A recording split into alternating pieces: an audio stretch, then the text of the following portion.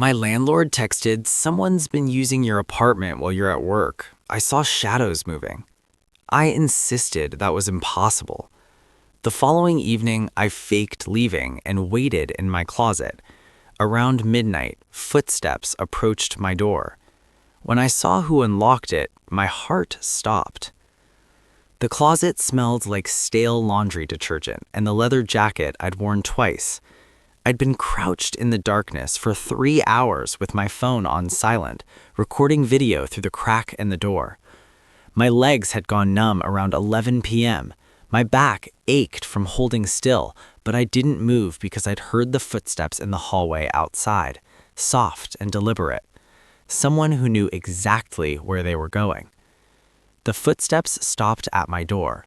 I heard the familiar scrape of a key sliding into the deadbolt, the click of tumblers falling into place, the quiet squeak of hinges I'd been meaning to oil for months. The door opened. Light from the hallway spilled into my dark apartment, and my ex-wife Melanie walked in like she still lived there. Melanie, who'd I divorced 3 years ago. Melanie, who'd remarried some tech executive and moved to Seattle. Melanie, who I hadn't spoken to since our lawyers finalized the settlement.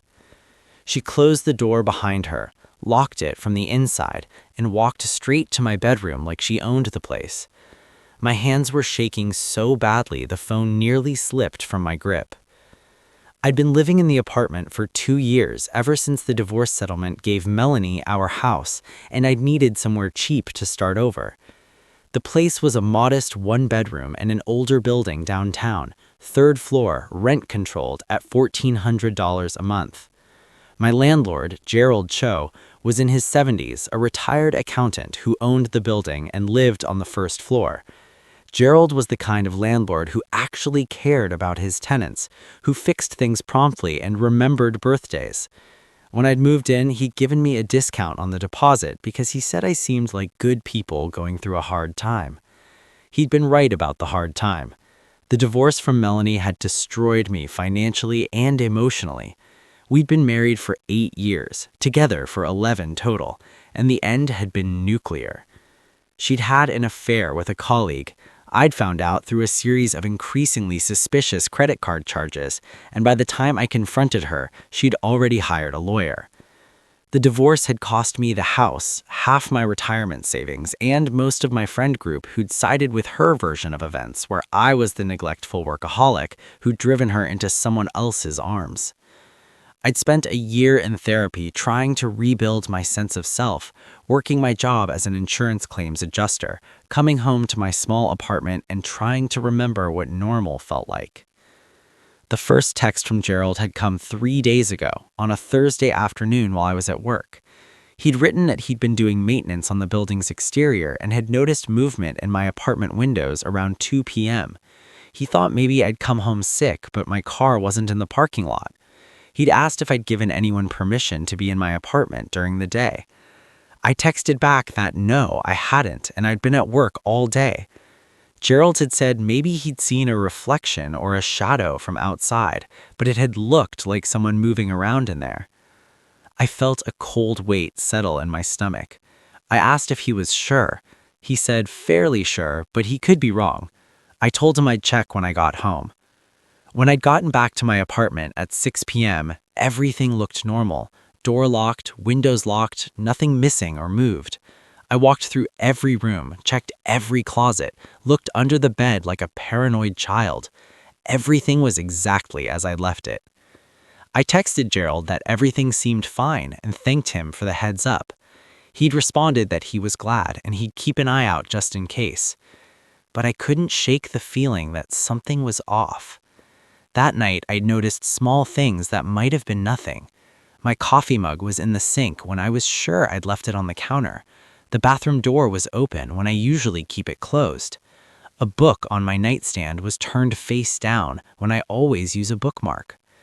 I told myself I was being paranoid, that Gerald's text had planted the seed of suspicion, and now I was seeing things that weren't there. But the next day, Friday, Gerald had texted again. Same thing, movement in my apartment around 1 p.m. He'd even gone upstairs and knocked on my door, but no one had answered. He'd listened at the door and heard what sounded like footsteps inside. He was getting concerned.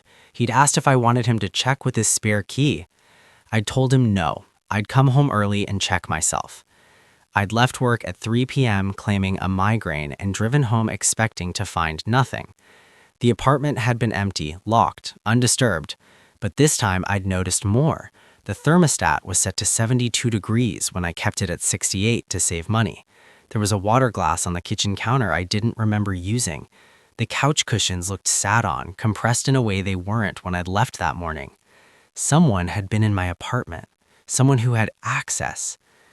I'd called a locksmith that afternoon, a guy named Dennis Murphy who'd been in business for 18 years, according to his website. Dennis had come out within 2 hours and changed all my locks, door, and deadbolt for $230. He'd asked why I needed them changed. I said I'd lost my keys. He'd installed new locks and given me 3 copies of the new keys, one for me, one for Gerald as the landlord, and one spare. I'd felt better with new locks. I'd felt like I'd solved the problem. But that night, I'd lean in bed, unable to sleep, thinking about the water glass and the thermostat and the compressed couch cushions, thinking about who would want to come into my apartment while I was at work, thinking about what they might be doing in here. I'd gotten up at 2 a.m. and checked all the locks again, secure. I'd checked the windows, locked. I'd sat on my couch in the dark and tried to rationalize. Maybe Gerald was mistaken about the movement. Maybe the things I'd noticed were just my own forgetfulness. Maybe I was losing my mind. I'd gone back to bed and stared at the ceiling until my alarm went off. If you are enjoying this story already, please subscribe to see more stories like this. Monday morning, I'd gone to work exhausted and anxious. I texted Gerald and asked him to please let me know if he saw anything unusual today. He texted back at 1:37 p.m. Someone was definitely in my apartment. He'd seen them through the window, a figure moving in my living room. He'd gone upstairs immediately and tried my door, locked. He'd knocked, no answer. He'd called out that he was the landlord and needed to check the apartment. He'd heard sudden silence inside, then what sounded like a window opening. He'd asked if he should call the police. I'd told him, yes, call them, I'm on my way home. I'd left work immediately, telling my supervisor there was an emergency at my apartment. The drive home had taken 25 minutes through traffic that felt deliberately obstructive. When I'd pulled into the parking lot, a police car was already there. Gerald stood outside talking to 2 officers. I parked and run over. Gerald had explained the situation to the officers who'd introduced themselves as Officer Liam Burke and Officer Nina Cortez. They'd been with the city police for 8 and 5 years, respectively. They'd asked if I wanted them to check my apartment. I said absolutely yes. We'd all gone upstairs together, me unlocking my new locks with hands that shook. The apartment had been empty, windows closed and locked, nothing obviously missing, but the same small signs of disturbance, the thermostat at 72 degrees, a different mug in the sink, the couch cushions compressed. Officer Burke had asked if I'd noticed anything missing. I'd said no, but someone had definitely been inside. Officer Cortez had asked who had keys to my apartment. I'd said just me and Gerald. I'd changed the locks on Friday. Gerald had confirmed he'd received one of the new keys and it was on his keychain at home. Officer Burke had asked about ex-partners or anyone who might want access. I'd mentioned Melanie, but said we'd been divorced for 3 years and she lived in Seattle.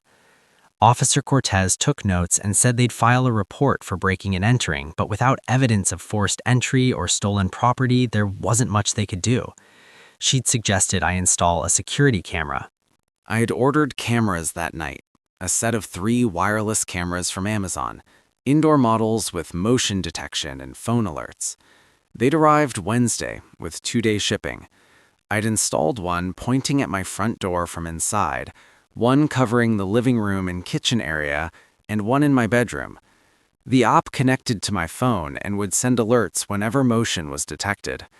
I'd tested them thoroughly, walking through each room and verifying the alerts came through. Gerald had texted Thursday afternoon, movement in my apartment again around 2 p.m., but this time I had cameras. This time I'd catch whoever it was. I'd pulled up the app on my phone at work, heart pounding, and reviewed the footage from 2 p.m. Nothing. The cameras showed my empty apartment. No movement, no intrusion. I'd been confused and frustrated. I texted Gerald and asked if he was absolutely certain. He texted back that he'd seen someone in my living room window, clear as day. I told him the cameras showed nothing.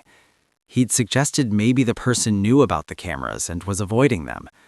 I'd asked how they'd know about cameras I'd installed yesterday.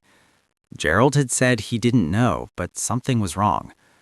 I agreed something was definitely wrong. That night, I reviewed all the camera footage from the past 2 days. Hours of empty apartment, no movement except when I was home, no mysterious figures, no intruders, but the small disturbances continued. Friday morning before work, I'd placed a pen on my desk in a specific position and taken a photo of it. When I checked the camera footage that afternoon, the pen was in the same position, but when I'd gotten home at 6 p.m., the pen had moved. Someone was coming into my apartment and somehow avoiding all 3 cameras. The impossibility of it made my skin crawl. I called Gerald and asked him to come upstairs. He arrived 5 minutes later and we walked through my apartment together, looking for any way someone could enter without being seen by cameras. The front door was covered, the windows were all locked and would trigger the cameras if opened. There was no back door, no balcony access. Gerald had stood in my living room looking troubled and said he didn't understand how anyone could be getting in. I'd asked if he was certain about what he'd been seeing. He said absolutely certain, and in fact, today he'd seen the person's face in the window. I'd asked what they looked like. Gerald had hesitated, then said it looked like a woman, dark hair, maybe in her 30s. My stomach dropped. I'd asked if he could describe her more. Gerald had said he'd only seen her for a moment, but she'd looked familiar somehow. I'd pulled up a photo on my phone, a picture from my wedding 6 years ago. I'd asked if this was the woman. Gerald had studied the photo of Melanie in her wedding dress, her dark hair styled in elegant waves, her smile radiant. He'd said maybe, he couldn't be sure, but the resemblance was there. Melanie, my ex-wife, who supposedly lived in Seattle with her new husband, who I hadn't seen or spoken to in 3 years, who had no reason to be in my apartment, who had no way to have keys since I'd changed the locks. But Gerald's description matched her, and the more I thought about it, the more the pieces aligned in disturbing ways. The coffee mugs that were always slightly different ones than I'd used. Melanie had bought all our kitchen mugs. She'd know which ones I preferred.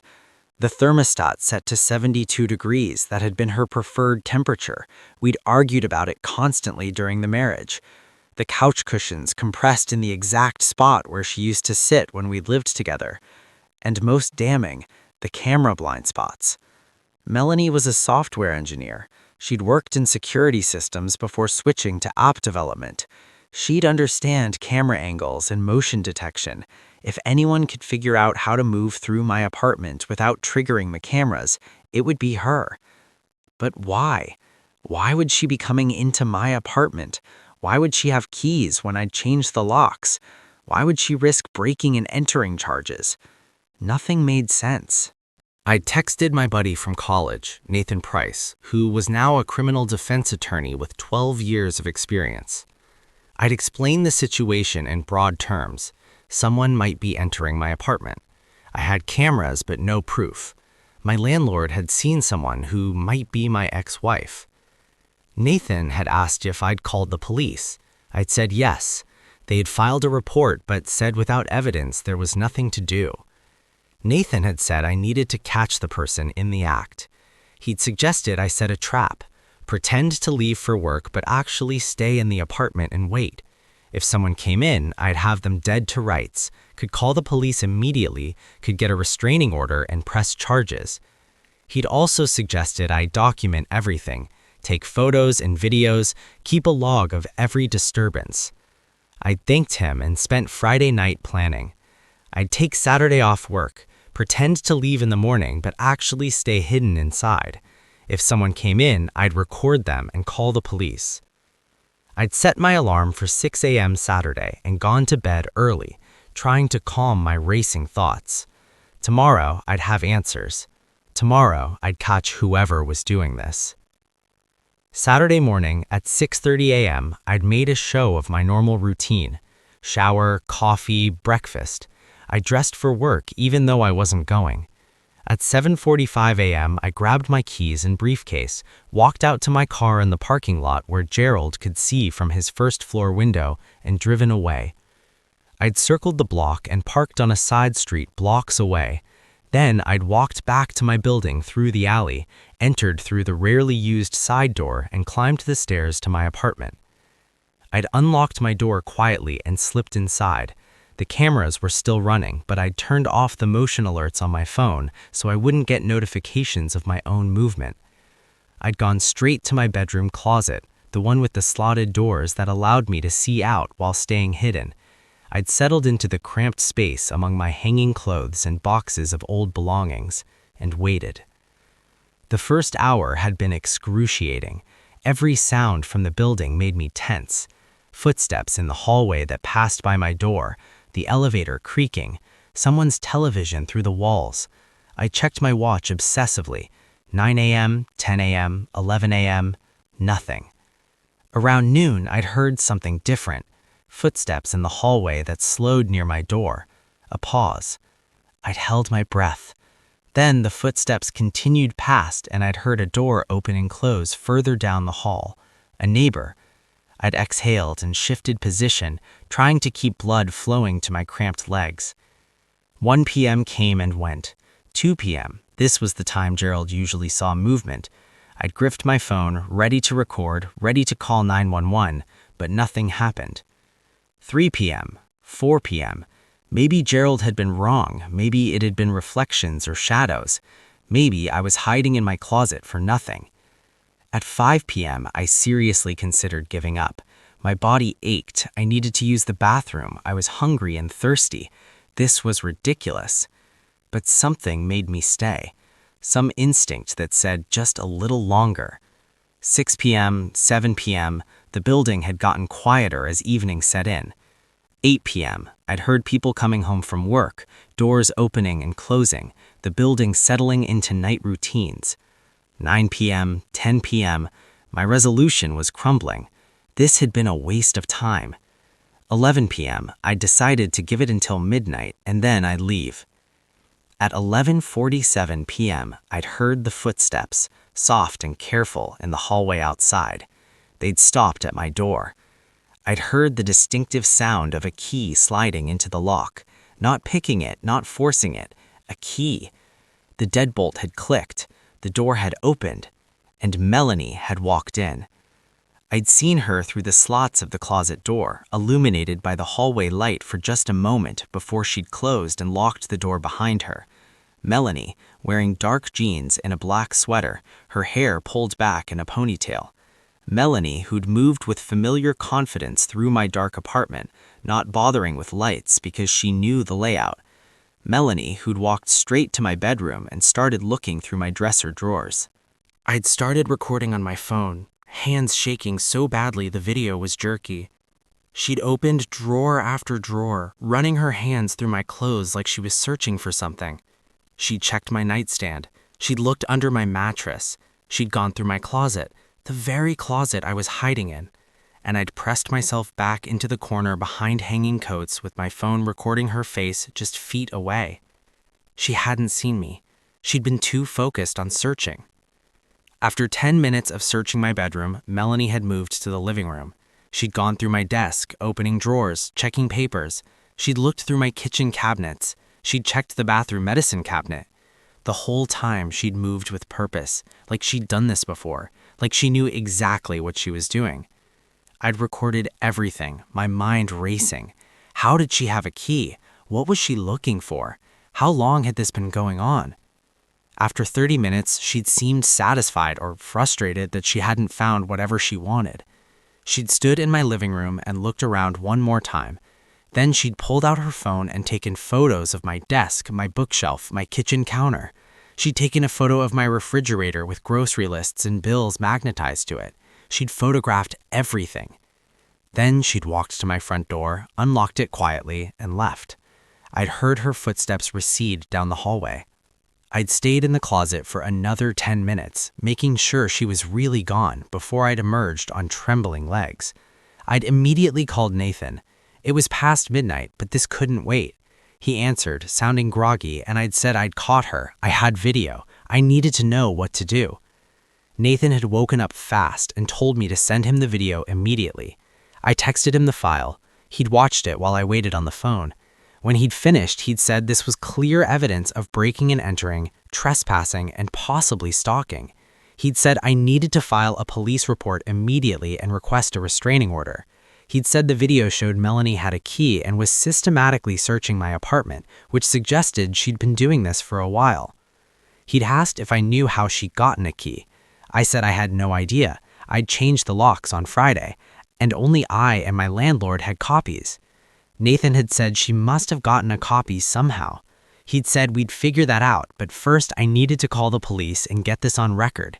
He'd said he'd help me file for a restraining order in the morning. He'd asked if I was safe in my apartment tonight. I said I was changing the locks again right now and staying somewhere else. Nathan had said, "Good. Be careful. Melanie's clearly unstable and obsessive behavior could escalate."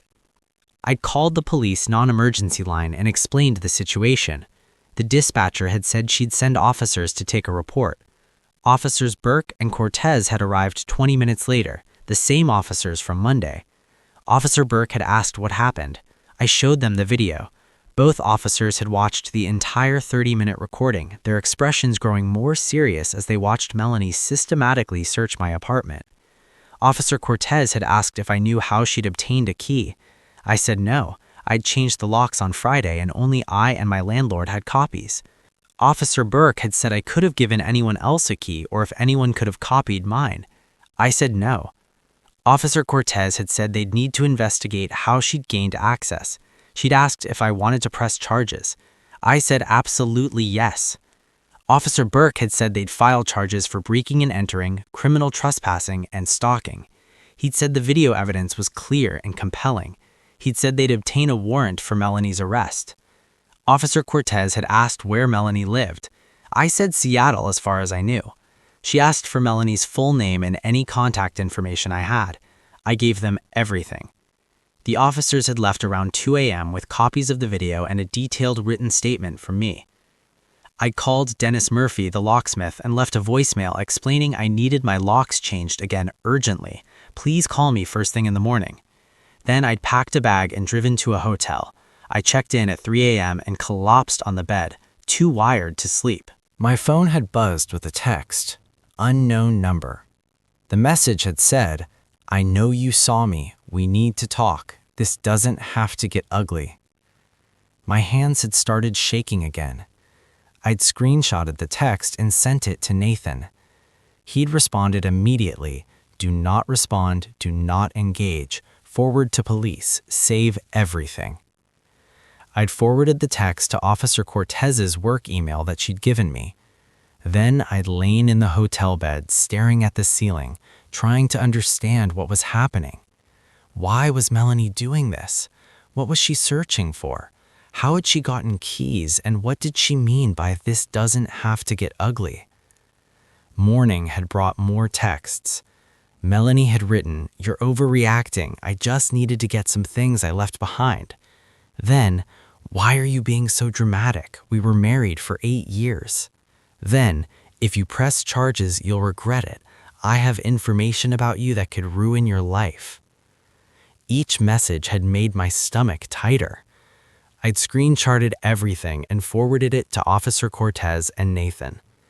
Nathan had called at 8 a.m. and said these texts were evidence of harassment and threats, and they'd strengthened the restraining order application. He'd said he'd file the paperwork today, and we'd have a hearing within a week. He'd asked if Melanie had ever been violent or threatening during the marriage. I'd said no, never. She'd been manipulative and dishonest about the affair, but never physically aggressive. Nathan had said obsessive behavior could escalate unpredictably, and I needed to take the threat seriously. He'd said to keep staying at the hotel and not go to my apartment alone. Dennis Murphy had called at 9 a.m. and said he'd come change my locks immediately. I'd met him at my apartment at 10 a.m. with Officer Burke present for safety. Dennis had changed the locks again, this time installing high-security deadbolts that couldn't be easily copied. He'd given me 2 keys, one for me and one for Gerald, no spares. I'd asked Dennis if there was any way someone could have copied the keys he'd made on Friday. He'd said not from him. His shop had strict key control procedures, but if someone had access to my keys for even a few minutes, they could have copied them at any hardware store. I thought about Friday and Saturday. My keys had been with me the entire time except when I'd been at work, but Melanie couldn't have gotten into my apartment unless she'd somehow gotten into my car in the parking lot. The thought had made me cold. I'd gone to my car and checked it thoroughly. Nothing seemed disturbed, but I'd noticed something I'd missed before. A small scratch near the door lock, like someone had used a Slim Jim or lockpick. My stomach dropped. I shown Officer Burke. He'd examined it and said it was consistent with vehicle break-in tools. He'd said Melanie could have broken into my car while I was at work, copied my apartment keys, and returned them before I noticed they were missing. It would explain how she had a key despite me changing the locks. She just copied the new ones immediately. I'd felt violated in a whole new way. Melanie hadn't just been entering my apartment. She'd been following me, watching my patterns, breaking into my car. How long had this been going on? Officer Burke had said he'd include this in the report. He'd said the detectives would want to talk to me and likely to Melanie if they could locate her. He'd asked if I knew where in Seattle she lived. I said no, I didn't have her address. I had her phone number, but it was probably different now. Officer Burke had said they'd track her down. The restraining order hearing was scheduled for the following Friday. Nathan had filed an emergency petition based on the video evidence, the threatening texts, and the apparent stalking behavior. The judge had granted a temporary restraining order until the full hearing. A copy of the order had been sent to Melanie's last known address in Seattle and to the phone number she'd been texting me from. She'd responded with more texts. "You can't keep me away with a piece of paper. I know things about you. I know about the money." That last text had confused and alarmed me. What money? I had no idea what she was talking about. I forwarded it to Nathan and Officer Cortez. Nathan had called me immediately and asked what money Melanie could be referring to. I'd said I genuinely didn't know. All our finances had been divided in the divorce. Everything was settled and documented. Nathan had said Melanie seemed to believe I had money or assets she didn't know about, which might explain why she'd been searching my apartment. She'd been looking for evidence of hidden assets, but there were no hidden assets. I lived paycheck to paycheck in a rent-controlled apartment. I had about $8,000 in savings and a modest 401k. Nathan had said we'd address it at the hearing. The detectives had contacted me Wednesday, Detective Amelia Cross and Detective Lawrence Kane from the Burglary and Stalking Unit. Amelia had 23 years on the force. Lawrence had 16. They'd reviewed all the evidence and wanted to interview me in detail. I'd met them at the police station and walked through everything: the timeline of disturbances, Gerald's observations, the camera installation, the night I'd hid in the closet, the video of Melanie, the texts, the car break-in. Detective Cross had asked detailed questions about my marriage to Melanie and the divorce. I'd explained about her affair, the contentious settlement, the division of assets. Detective Kane had asked if Melanie had ever expressed anger or resentment about the divorce settlement. I'd said she'd gotten the house and half of everything. She had no reason to be resentful. Detective Cross had asked if there was anything from the marriage that hadn't been divided, anything that might have been overlooked. I thought about it and couldn't come up with anything. Everything had been accounted for. Detective Kane had said they'd been trying to locate Melanie in Seattle, but her address there was outdated and her phone number wasn't registered to any address. They'd contacted Seattle police for assistance.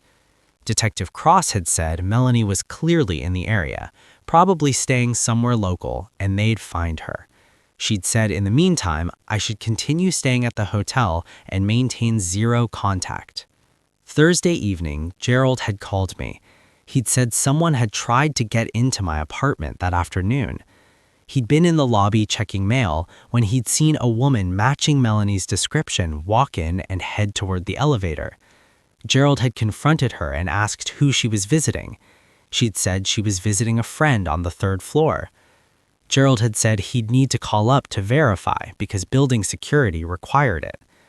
The woman had gotten flustered and left quickly. Gerald had been sure it was Melanie. He'd called the police and they'd sent officers, but she'd been long gone. I'd thanked Gerald for his vigilance and felt a new wave of anxiety. Melanie was escalating. The restraining order hadn't deterred her.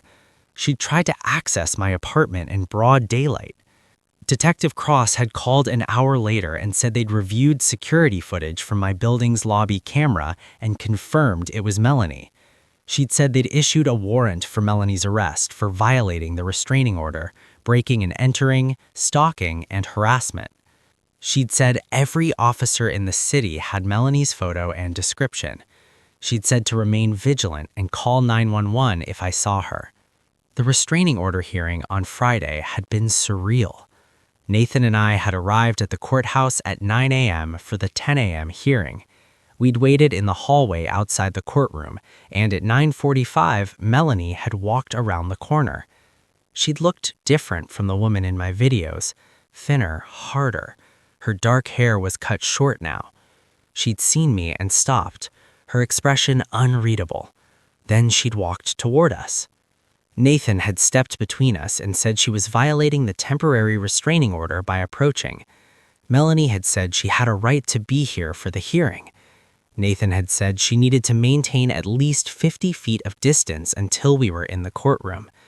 Melanie had looked at me and said we needed to talk. This was all a misunderstanding. Nathan had said, no contact, step back now. A bailiff had noticed the confrontation and come over. He'd asked what was going on. Nathan had explained about the restraining order. The bailiff had told Melanie to wait at the other end of the hall. She complied, but kept staring at me with an expression mixed of anger and something else I couldn't identify. Maybe desperation. The hearing had started at 10:15 a.m.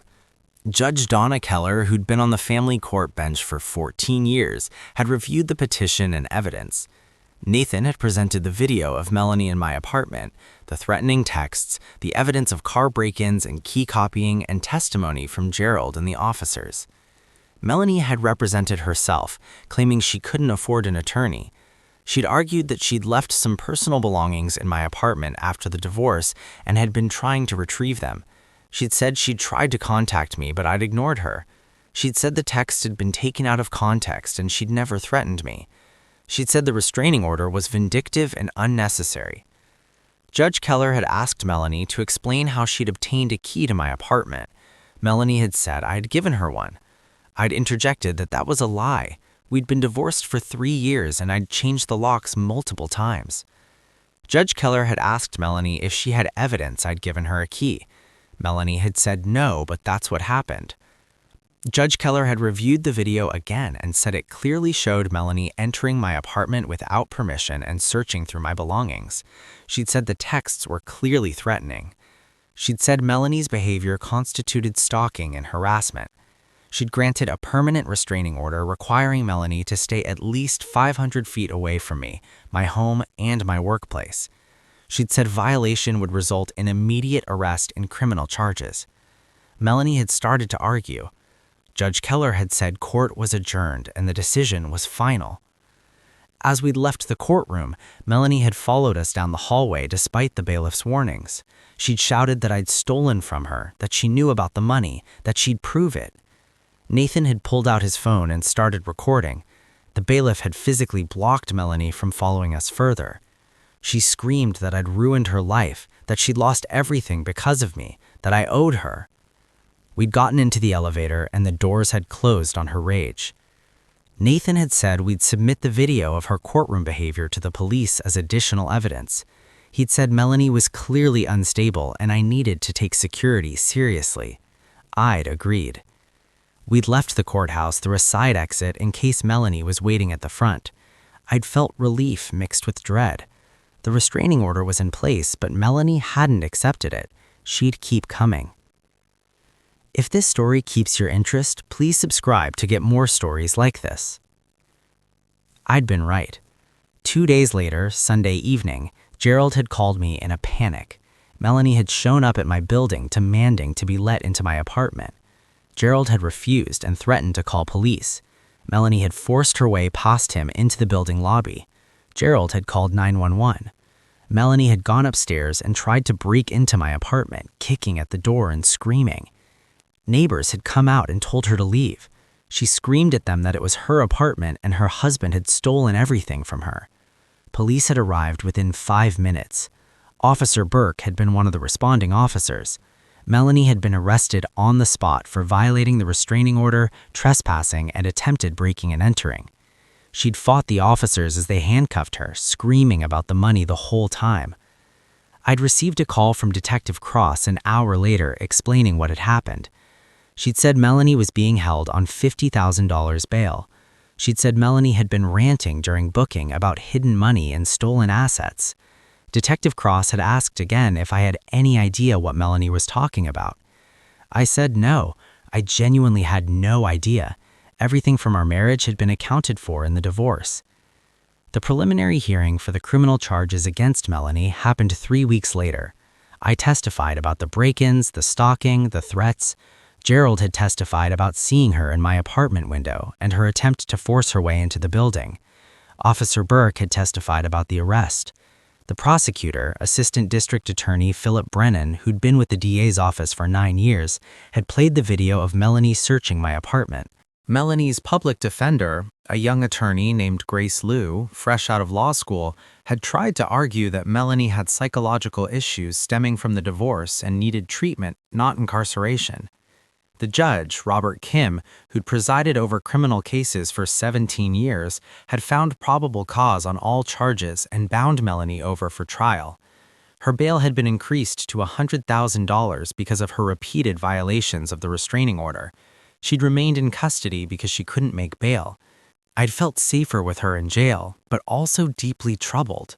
What had happened to the woman I'd married?